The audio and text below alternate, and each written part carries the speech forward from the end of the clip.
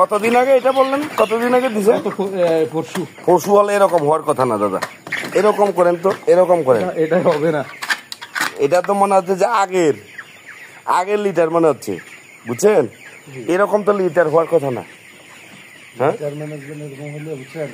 Litter management যদি এরকম হয় তাহলে কেমনে হবে দাদু?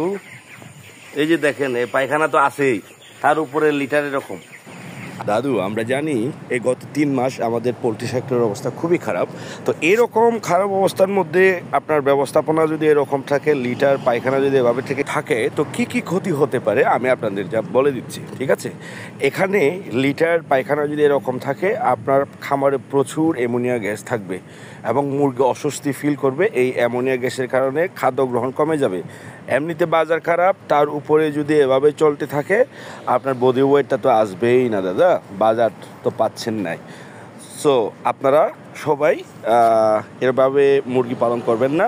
মুরগি পালন করলে আপনাদের অবশ্যই লিটারটা পরিষ্কার পরিচ্ছন্ন রাখবেন এবং লিটার চেঞ্জ করার ক্ষেত্রে আপনার হচ্ছে পুরান লিটারগুলো চালবেন, 50% রাখবেন এবং নতুন লিটার 50% দিয়ে 100% আবার লিটারগুলো বিছাই দিবেন, ঠিক আছে?